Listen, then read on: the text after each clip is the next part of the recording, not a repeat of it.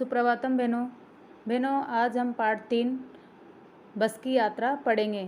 यह पार्ट पिछली कक्षा में भी मैंने तुमको पढ़ाया था। इसके लेखक है हरिशंकर परसाई। उनका जन्म 22 अगस्त 1924 को और मृत्यु 10 अगस्त 1995 में हुई। इस पाठ में उन्होंने यातायात की दुर्व्यवस्थाओं पर करारा व्यंग किया है। एक बार वे बस से यात्रा करते हैं तो यात्रा करते समय उनको किन किन परेशानियों का सामना करना पड़ता है, उसका वर्णन इस पाठ में उन्होंने किया है।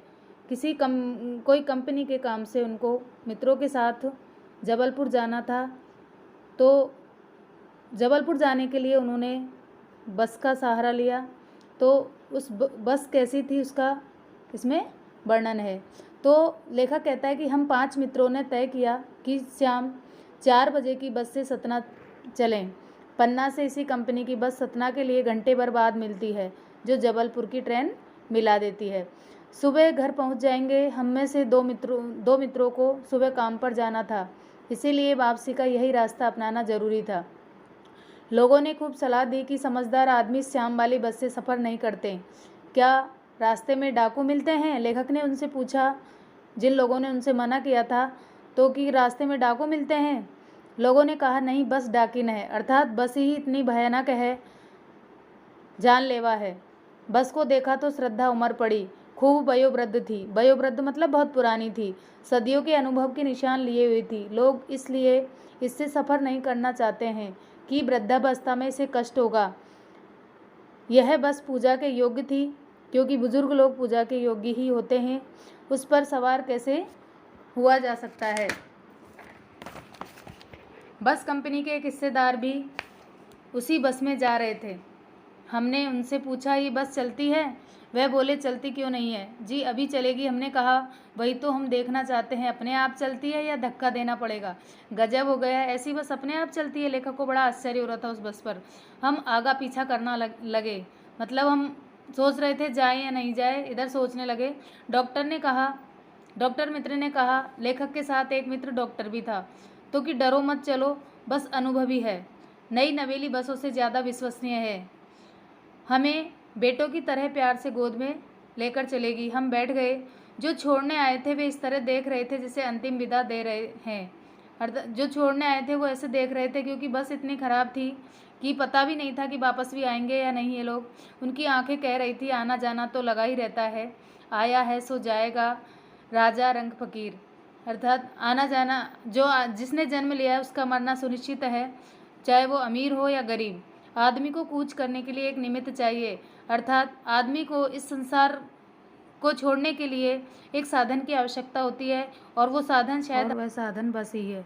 इंजन सचमुच स्टार्ट हो गया, ऐसा जैसे सारी बस ही इंजन है और हम इंजन के भीतर बैठे हैं। कांच बहुत कम बचे थे, जो बचे थे उनसे हमें बचना था।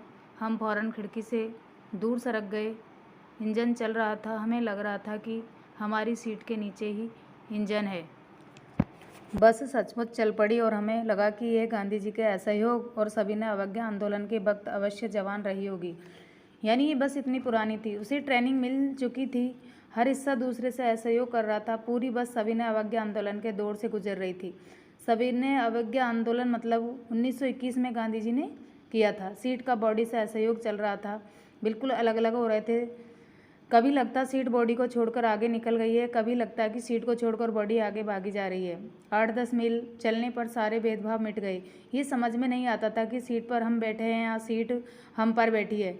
अचानक बस रुक गई। मालूम हुआ कि पेट्रोल की टंकी में छेद हो गया। ड्राइवर ने बाल्टी में पेट्रोल निकालकर उसे बगल में रखा और नली डालकर इंजन में भेजने लगा। अब मैं उम्मीद कर रहा था कि थोड़ी देर बाद बस कंपनी के हिस्सेदार इंजन को निकालकर गोद में रख लेंगे और उसे नली से पेट्रोल पिलाएंगे, जैसे माँ बच्चे के मुंह में दूध की शीशी लगाती है। बस की रफ्तार अब 15-20 मील हो गई थी। मुझे उसके किसी हिस्से पर भरोसा नहीं था। ब्रेक फेल हो सकता है, स्टीयरिंग टूट सकता है। प्रकृति के दृश्य बहुत सुहावने लुहावने लग रहे थे, बहुत सुंदर लग रहे थे। दोनों तरफ हरे भरे पेड़ थे जिन पर पक्षी बैठे थे। मैं हर पेड़ को अपना दुश्मन समझ रहा था। जो भी पेड़ आता डर लगता इससे बस टकरा ना जाए। वह निकल जाता तो दूसरे पेड़ का इंतजार करता। झील दिखती तो सोचता कि इसमें बस गोते लगा जाएगी, अर्थात डूब जाएगी। एकाएक फिर बस रुकी। ड्राइवर ने तरह तरह की तरकीबें की, पर वह चली नहीं। सविनय अवज्ञा आंदोलन शुरू हो गया था।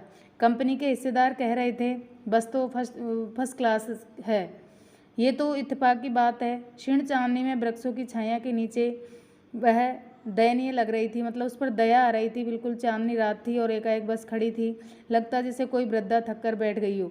हमें ग्लानि हो रही थी, मतलब अपने आप पर ईर्ष्या हो रही थी कि बेचारी पर लदकर हम चले आ रहे हैं। अगर इसका प्राणांत मतलब इसका अंत हो गया होता, प्राणों का अंत हो गया होता, तो इस बियावान यानी सुनसान जंगल में हमें इसकी अंत्येष्टि यानी अंतिम संस्कार करना पड़ेगा। हिस्सेदार साहब ने इंजन खोला और कुछ सुधारा, बस आगे चली। उसकी चाल और कम हो गई थी। धीरे धीरे वृद्धा की आंखों की ज्योति जाने लगी, यानी उसकी हेडलाइट खराब हो गई थी।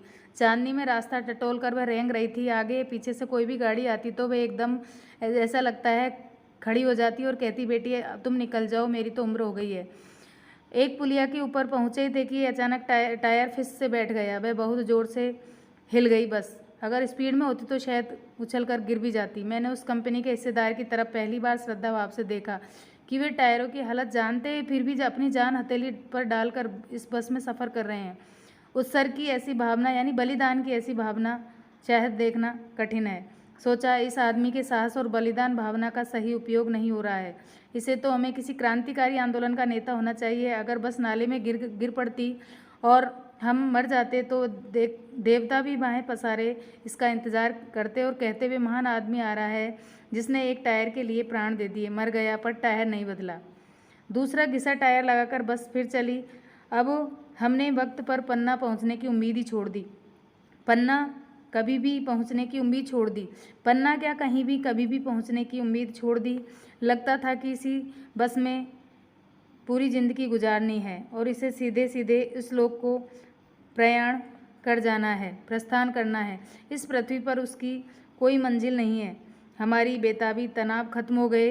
हम बड़े इत्मीनान से घर की तरह बैठ गए। चिंता जाती रही और हंसी मजाक